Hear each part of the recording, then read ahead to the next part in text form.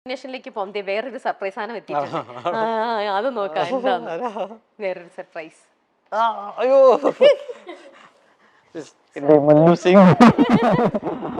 Shalin hi Ramya വരൂ. ശാലിൻ ഡയറക്ടറാണ്. ഇതെനിക്ക് സർപ്രൈസ് ഒന്നും അല്ല നോക്ക്. മല്ലു സിംഗിലെ ഉണ്ണിയുടെ അനിയത്തി.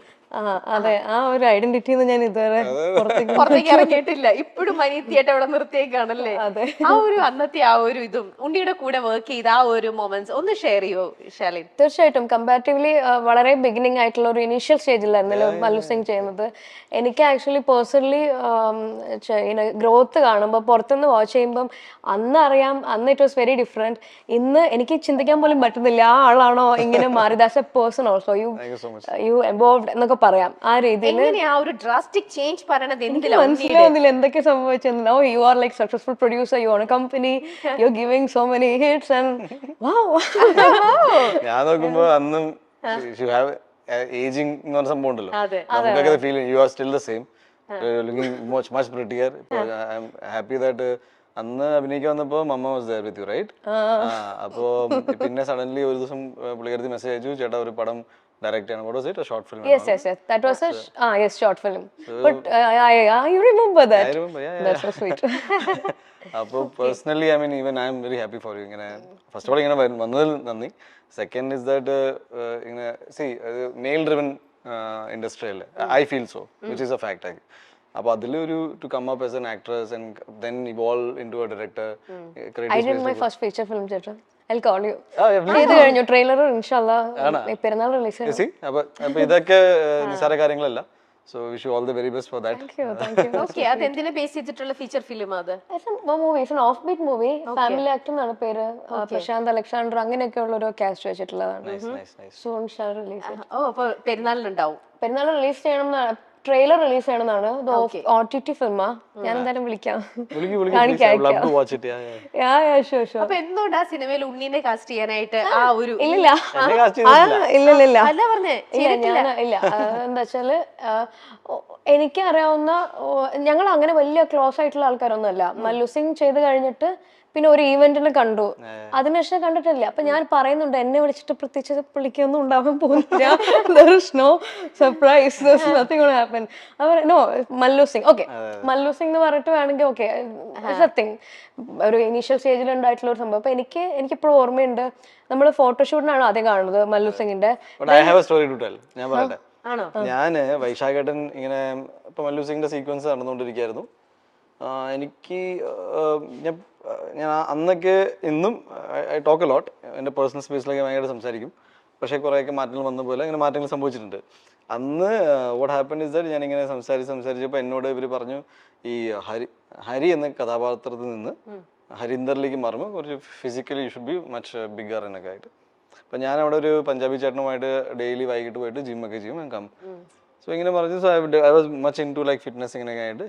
അപ്പോൾ ഈ കുട്ടി ഇവിടെ താഴെ ഇരിക്കുന്നുണ്ടായിരുന്നു. അപ്പോൾ രാവിലെ എന്തൊക്കെയോ സംസാരിച്ച് വന്നപ്പോൾ ഞാൻ ഇവൾക്ക് എക്സസൈസിന്റെ കാര്യങ്ങൾ ഇങ്ങനെ ചെയ്യണം, അങ്ങനെ ചെയ്യണം, അങ്ങനെ ചെയ്യണം, അങ്ങനെ പറഞ്ഞുകൊണ്ടിരിക്കുക. അപ്പൊ ഞാൻ മുകളിൽ നോക്കുമ്പോൾ വൈശാഖേട്ടനും ഷാജേട്ടനൊക്കെ. അപ്പൊ ഞാൻ പിന്നെ കുറച്ച് നേരം കൂടി സംസാരിച്ച് വന്നപ്പോൾ പിന്നെ നോക്കിയപ്പോൾ ഇവര് പിന്നെ അവിടെ ഉണ്ട്. അപ്പൊ അന്ന് അജയ് വാസുദേവ് അസോസിയേറ്റ് ആയിരുന്നു, എല്ലാവരും ഉണ്ടായിരുന്നു. അപ്പൊ എല്ലാവരും വരുന്നു. ഞാൻ ചേട്ടാ ഓക്കെ അല്ലേ, ഷോർട്ടായോ ചേട്ടാ? ഇല്ല കണ്ടിന്യൂ. അപ്പൊ ഞാൻ സംസാരിച്ച് വന്നിട്ട് അപ്പൊ ഞാൻ മുകളിൽ പോയി. അപ്പൊ എല്ലാവരും എന്തായിരുന്നു ഇത്രയും? ഞാൻ പറഞ്ഞു ഒന്നുമില്ല, ഞാൻ കുട്ടിക്ക് എല്ലാം പറഞ്ഞു കൊടുത്തിട്ടുണ്ട്, ഞാൻ എങ്ങനെയാണ് ഫിറ്റ്നസ് ഒക്കെ നോക്കേണ്ടത്. അപ്പൊ ഇവര് till this I mean every time I meet them, എനിക്ക് ഒരുത്തന്നെ ഇങ്ങനെ അവിടെ നിന്നിട്ട് ഒരാളെ 2 മണിക്കൂർ. അപ്പൊ പറയും, നീ ഞങ്ങളെ നോക്കണ്ടത്, ഞങ്ങൾ അവളെ നോക്കിട്ട് വരാം, അവൾക്ക് ബോറടിച്ച് നീ പോവാത്തോണ്ട്. ഞാൻ 9th or 10th എന്തായിരുന്നു. പിന്നെ വേറൊരു കാര്യമുണ്ട്, അതൊരു മൾട്ടി സ്റ്റാർ ഫിലിമാ, ഒരുപാട് ആൾക്കാരുണ്ട്, ഭയങ്കര ഓക്വേർഡ്. എനിക്കാണ് മനോജേട്ടന് മാത്രമേ അതിനകത്ത് ഒരു ചാക്കോച്ചന് വർക്ക് ചെയ്തിട്ടുണ്ട്, പുള്ളിയും വാസ് ഹെൽപ്ഫുൾ ഓൾസോ. പക്ഷെ ഇനീഷ്യലി നമ്മൾ ഒരുമാതിരി ഫസ്റ്റ് ഡേ താണ് സ്കൂളിൽ പഠിക്കുന്ന കുട്ടിയാ, അവര് സെറ്റ് ആവുന്നുണ്ടായിരുന്നില്ല. അവരവിടെ വേറെ എന്തൊക്കെയോ സംസാരിക്കുന്നു. ഭയങ്കര ഉള്ളൊരു മറ്റേ ഗേൾസിന്റെ ഗ്യാങ്ങിലേക്ക് പോകാൻ എനിക്ക് പറ്റില്ല. ഞാൻ ആകെ സമുദ്ദേശിക്കാണ് പിന്നെ കോണ്ടാക്ട്. ബാക്കി എന്താ ചെയ്യേണ്ടതെന്ന് അറിയാണ്ട് ഇരിക്കുമ്പോ എനിക്ക് ആ ഫസ്റ്റ് ഡേ ഷൂട്ടിന് ഉണ്ണി വന്നിട്ട് ഹായ് ഞാൻ ഉണ്ണി മോഹൻ. അപ്പൊ ഞാൻ ശാലിൻ ഓക്കെ അപ്പൊ നമ്മൾ ഓക്കെ നമുക്ക് മിണ്ടാതെ സെറ്റായി. അപ്പൊ നോക്കിയപ്പോ നമുക്ക് സംസാരിക്കില്ല, ഫിലിമിനെ പറ്റി സംസാരിക്കില്ല. അപ്പൊ പിന്നെ ഫിറ്റ്നസ് ആയി ആ സംസാരിച്ചു ഞങ്ങൾ അവരൊരു അന്തർധാര ഒരു അണ്ടർസ്റ്റാൻഡിങ് വന്നു. അപ്പൊ പുറത്തുനിന്ന് നോക്കുമ്പോ ഇത് he's doing the title character, പക്ഷെ പുള്ളി എനിക്ക് ഭയങ്കര കംഫർട്ട് സോൺ ആയിരുന്നു ആ സമയത്ത്. അതുകൊണ്ട് കുറച്ച് ഈസിയാണ്. പിന്നെ ഗണപതി ഓൾസോ നമ്മൾ മൂന്നാണ് പിന്നെ ഒന്ന് മാറി ആ ഒരു സംഭവത്തിലോട്ട് ഒരു പ്രയാസം എനിക്കിപ്പോൾ ഓർമ്മയുണ്ട്. മനോജേട്ടൻ KFC-യിലേക്ക് കൊണ്ടുപോയപ്പം നമ്മൾ രണ്ടിടത്ത് ഫുഡ് ഓർഡർ ചെയ്തിട്ട് വരുന്നൊക്കെ, എനിക്കാണെങ്കിൽ ഹിന്ദി അറിയില്ല, ചേട്ടന് ഹിന്ദി അറിയാം, എനിക്കാണെങ്കിൽ ഓർഡർ ചെയ്യേണ്ടത് എന്താന്ന് പറയാം, അങ്ങനെയൊക്കെ. പക്ഷെ ഞാനിങ്ങനെ ലൊക്കേഷനിൽ കരഞ്ഞിട്ടൊക്കെ ഉണ്ട്, എന്തോ ആരെയോ കാണുന്നില്ല എന്നോ അറിയാം. ഇത് കുറേ പ്രശ്നങ്ങളുണ്ടായിരുന്നു മല്ലൂസിങ്ങില്. അപ്പൊ ഉണ്ണിന്റെ അനിയത്തി ബാലരമ വായിച്ചെടുക്കണ ഉണ്ണിക്ക് പറ്റിയ അനിയത്തി ഇങ്ങനെയാ പറയാ. അപ്പൊ അങ്ങനെ അങ്ങനെയല്ല കേട്ടോ, ഒഫൻഡഡ് ആയിട്ട് പറഞ്ഞല്ലേ ബാലം, പക്ഷെ കളിയാക്കി പറയും, ഒരുപാട് കളിയാക്കുമായിരുന്നു ഇങ്ങനെ നമ്മൾ സംസാരിക്കുന്ന വലിയ കാര്യങ്ങളൊന്നും അല്ല.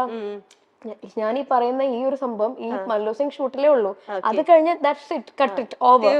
ഇപ്പോഴാണ് പിന്നെ കുറെ കഴിഞ്ഞിട്ട് സംസാരിക്കുന്നത്. അപ്പൊ എനിക്ക് അങ്ങനെ ഒരു as A human his good, ഒരു ആ സാധനം ഉണ്ടെന്നുള്ളത് കൊണ്ടാണ് എനിക്ക് പൊതുവെ ഒരു ആക്ടറിന്റെ അടുത്ത് പോയിട്ട് ഹിറ്റ് ചെയ്ത് സംസാരിക്കാൻ ഭയങ്കര ബുദ്ധിമുട്ടാണ്. അപ്പൊ എനിക്കൊരു ആക്ടർ വേണം, എനിക്ക് ചിലപ്പം മേ ബി എന്റെ അടുത്ത് നോ പറഞ്ഞാലും എനിക്ക് മനസ്സിലാവുന്ന രീതിയിൽ നോ പറയുമെന്ന് തോന്നുന്ന ഒരാൾ വിളിച്ചാണ്.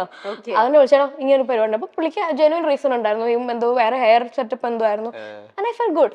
എനിക്ക് ഒരു ഇൻഹിബിഷൻ ഇല്ലാണ്ട് വിളിക്കാൻ പറ്റുന്നത് മേ ബി എന്നെ ആ ഒരു ഏജിൽ അങ്ങനെ കൺസിഡർ ചെയ്തോണ്ടായിരിക്കും. And for that I am forever grateful.